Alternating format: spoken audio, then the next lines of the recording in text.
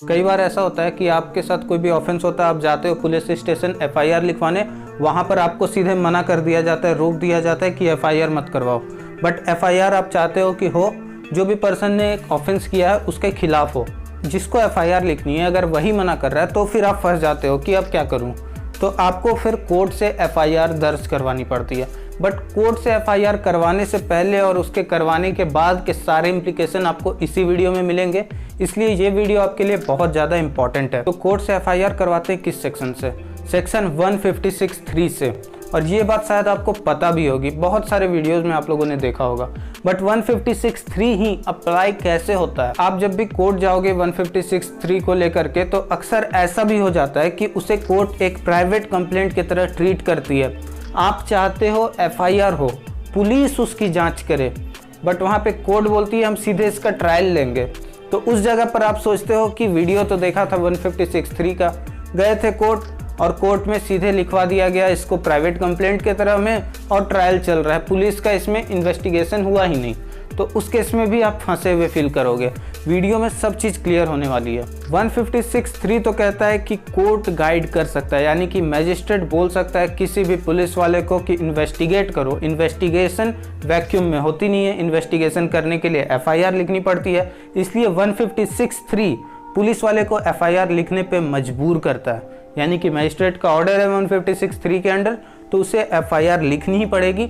और कई ruling judgements हैं हमारे सुप्रीम कोर्ट्स के, हाई कोर्ट्स के, कि एफआईआर लिखने से पुलिस वाला मना नहीं कर सकता है। बट क्या जितना भी 156(3) के अंडर में कोर्ट में जाता है एप्लीकेशन, सब में मैजिस्ट्रेट एफआईआर के लिए बोल देते हैं?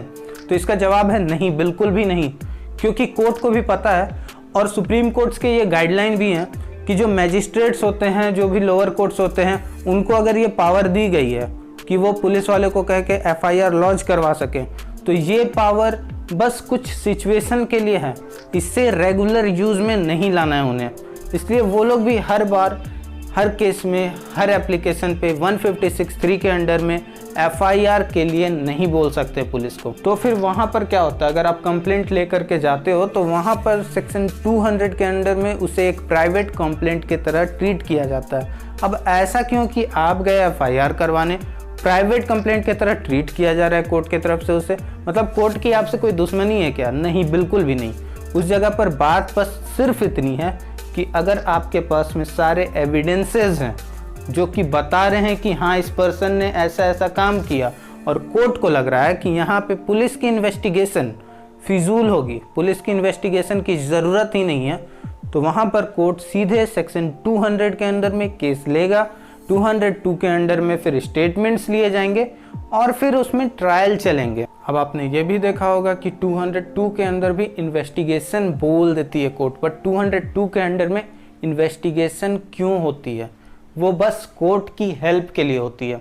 इसमें पुलिस वाले किसी भी तरह से बाउंड नहीं है, वो कोर्ट बस एक हेल्प मांगती है पुलिस वालों से कि हेल्प करो भैया इस केस को अच्छे से समझने में, because you are on the ground. तो उस जगह पर 202 के अंडर में इन्वेस्टिगेशन कोर्ट दे सकती है। बट 156(3) जो मेन मुद्दा है इस वीडियो का, उसको और अच्छे से समझते हैं कि 156(3) के अंडर में एफआईआर कैसे लॉन्च करती है पुलिस। तो 156(3) के अंडर में एफआईआर लॉन्च करवाने का तरीका होता है, एक प्रोसेस होता है, आपको प्रोसेस से गुजरना होता है। अब वो प्रोसेस ये होता है कि फर्स्ट आपको एडमिनिस्ट्रियल हेल्प लेनी पड़ती है, मतलब एडमिनिस्ट्रेशन से हेल्प लेनी होगी। आपको एसपी के पास में एक लेटर लिखना होगा जिसमें सारा इन्फॉर्मेशन आपको लिख करके देना होगा, और उसे आपको बाई पोस्ट भेजना है। तो इसमें सेक्शन है 154(3) CRPC, जो कि बोलता है कि किसी भी पुलिस इंस्पेक्टर ने अगर आपकी एफआईआर लेने से मना कर दिया तो आप कुछ मत करो, सुपरिटेंडेंट ऑफ पुलिस के पास जाओ, डीसीपी के पास जाओ, वहाँ पर आपको लिखित में देना होगा कि आपके साथ में क्या क्या हुआ। तो उस जगह पर उस पुलिस वाले के पास में एक पावर होती है, यानी कि एसपी, डीसीपी, इनके पास में एक पावर होती है कि वो उस आईओ की तरह काम करे, यानी इन्वेस्टिगेटिंग ऑफिसर की तरह काम करे और आपका केस खुद हैंडल करें, या फिर अपने नीचे जो भी थाने आते हैं उनमें वो बात बोल सकते हैं। 156(3) जो है वो प्री कॉग्निजेंस स्टेज में होता है, यानी कि कोर्ट के पास आप गए अपने मटेरियल लेकर के, जब वहाँ पे सुपरिटेंडेंट ऑफ पुलिस वगैरह भी मदद नहीं कर रहे हैं, क्योंकि ये उन्हीं का डिपार्टमेंट है। पुलिस डिपार्टमेंट क्या है, उन्हीं का डिपार्टमेंट है।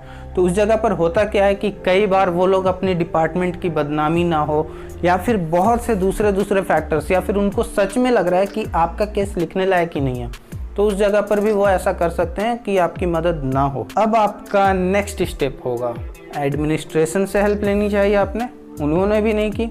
सबसे पहले तो आप पुलिस के पास गए, पुलिस ने नहीं की। उसके अपर ऑफिसर्स के पास गए, हायर अथॉरिटीज़ के पास गए, उन्होंने नहीं की। थर्ड स्टेप आता है आपका 156(3), जिसके बारे में ये पूरा वीडियो है। तो उसमें आपको फिर कोर्ट में एप्लीकेशन फ़ाइल करनी होती है। अब वो एप्लीकेशन अगर आप कोर्ट में फ़ाइल कर रहे हो, आपको अगर उसका प्रॉपर फॉर्मेट वगैरह पता है तो खुद से भी कर सकते हो। बट इन माय सजेशन आपको वहाँ पे एक एडवोकेट के थ्रू जाना चाहिए, क्योंकि उसमें फैक्ट्स किस तरह से पेश करने हैं, ताकि कोर्ट उसमें गाइड करे पुलिस को कि हाँ भाई आप एफआईआर लिखो। तो वो एक वकील ही बेहतर तरीके से कर सकता है, क्योंकि उसके पास में एक्सपीरियंस होता है। वरना फिर आपका ये प्राइवेट कंप्लेंट की तरह जाएगा, या फिर आपकी एप्लीकेशन भी खारिज कर सकती है कोर्ट। वीडियो का ये पार्ट बहुत इंपॉर्टेंट होने वाला है, इसमें जजमेंट्स की बात करेंगे। अब पहले हम लोग देखते हैं सकरी वसु केस। ये बहुत ही बड़ा फेमस केस है। तो इसमें हुआ क्या है कि इसमें कोर्ट ने ये बताया है, मजिस्ट्रेट 156(3) के अंडर में अगर कोई भी एफआईआर करने बोलता है और पुलिस वाले एफआईआर करते हैं बट प्रॉपर इन्वेस्टिगेशन ही नहीं करते, तो मजिस्ट्रेट 156(3) के अंडर में फिर से पुलिस के ऊपर ऐसा बोल सकता है कि आप लोग अच्छे से इन्वेस्टिगेशन करिए। ये एक चेक एंड बैलेंस का खेल है। मतलब यहाँ पे ये चीज़ मजिस्ट्रेट हर बार नहीं करेंगे, ये एक प्रैक्टिस वाली चीज़ नहीं होनी चाहिए। बट हाँ, जिस केस में ज़रूरत है उस केस में अगर एफआईआर लिखने के बाद भी पुलिस वाले अच्छे से काम नहीं कर रहे हैं, तो मजिस्ट्रेट उन्हें बोल सकते हैं कि हाँ आप अच्छे तरीके से काम करो, इन्वेस्टिगेट अच्छे तरीके से करो। ये बात कहाँ से आई कि एफआईआर करना मैंडेटरी ही है। ललिता कुमारी का एक बहुत ही फेमस जजमेंट है, जिसमें कॉन्स्टिट्यूशनल बेंच बैठी थी। उन्होंने बताया कि एफआईआर इज़ मस्ट, और जो पुलिस वाले हैं वहाँ पे क्रेडिबिलिटी, रीजनेबलनेस नहीं देखेंगे इन्फॉर्मेशन की। इन्फॉर्मेंट ने बोला क्योंकि वो चाहता है कि एक क्रिमिनल केस चले किसी के अगेंस्ट, तो वहाँ पे पुलिस वालों को एफआईआर लिखनी पड़ेगी। यहाँ पर कुछ सीवियर मैटर हो या फिर इन्फॉर्मेशन ऐसी हो कि एफआईआर जल्द से जल्द लिख करके इन्वेस्टिगेशन जल्द से जल्द करनी हो, तो वहाँ पे पुलिस की प्रिलिमिनरी इन्वेस्टिगेशन का कोई मतलब नहीं रह जाता है। तो मैंने बोला था कि मैंडेटरी एफआईआर करना, बट अगर कोई पुलिस वाला नहीं कर रहा है तो आईपीसी का कौन सा सेक्शन है जो उसे सज़ा दिला सकता है, तो सेक्शन है 166A। अगर आपको जीरो एफआईआर के बारे में जानना है तो उसके लिए भी वीडियो आ रही होगी, और अगर आपको जानना है कि कोर्ट से बेल कैसे लेते हैं तो उसके लिए भी स्क्रीन पे वीडियो आ रही होगी। मेरे वीडियो को देखने के लिए थैंक यू। चैनल को सब्सक्राइब जरूर करना, वीडियो को लाइक करना अगर वीडियो पसंद आया तो।